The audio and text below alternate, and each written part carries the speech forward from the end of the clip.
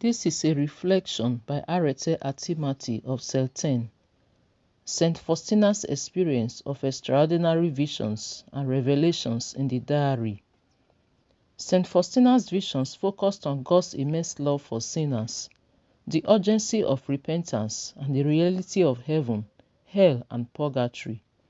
Here are some of the extraordinary visions.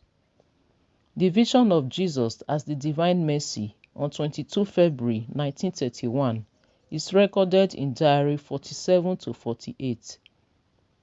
This occurred in Plock, Poland, where Jesus appeared to her dressed in a white robe, with one hand raised in blessing and the other touching his chest. The two rays of light emerged from his heart, red and white, the red representing his blood and the white the water of baptism. The vision of the Chaplet of Divine Mercy on 13 to 14 September 1935 in Diary 474 to 476 and 687. She received the vision of an angel sent to punish the world for its sins.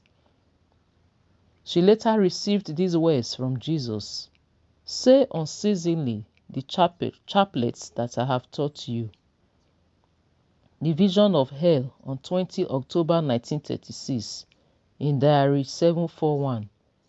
She was shown the vision of hell as a great torment, full of suffering souls who had rejected God's mercy. The vision of Divine Mercy Sunday in January 1937 in Diary 699. Jesus told St. Faustina that he desired a special feast to be established called Divine Mercy Sunday, which could be celebrated on the first Sunday after Easter. The Suffering Jesus and the Call to Intercede in Diary 1032 to 1033. St. Faustina experienced multiple visions of Jesus in agony throughout her life. He appeared to her carrying the cross, covered in wounds or suffering in the Garden of Gethsemane. However, Faustina initially faced challenges in fulfilling these requests on her extraordinary visions. Her superiors were skeptical and did not allow her to commission the image.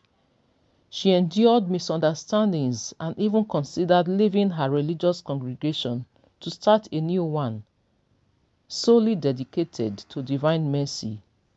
Diary 473. Her visions were carefully discerned when she found a spiritual director, Blessed Father Michael Sopoko. Her obedience to her spiritual director, confessor, and superiors helped her interpret her visions rightly and conform to God's will to fulfill them. These aids to discernment and the Church's support made the chaplet a widely practiced devotion. She was able to come to the conclusion through her spiritual director that God was calling her to interior sacrifice other than external leadership. Diary 473. Personally, I relate to these experiences, seeing them as an awakening to God's divine mercy. They reassure me of God's closeness to me as his child, thereby expecting me to immerse myself in the ocean of his mercy, which is deep enough for everyone. These experiences teach us the following: reminder of Christ's boundless mercy and call to trust in him. The need to pray always for the conversion of sinners through the chaplet of divine mercy, mortifications. The urgency of seeking God's mercy before it is too late. God's desire to forgive sinners through the depth of its love for us, and a call to all Christians to participate in the mission of redemption. We can therefore relate to extraordinary experiences and discern authentic cases by seeking God's face through prayer and accepting his will through the help of our spiritual directors.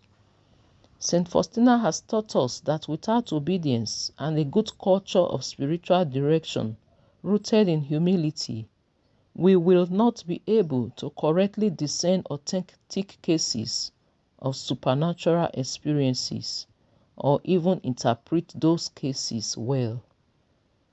Saint Faustina, please pray that we will discern supernatural experiences correctly through humility and obedience to those you have placed to guide us.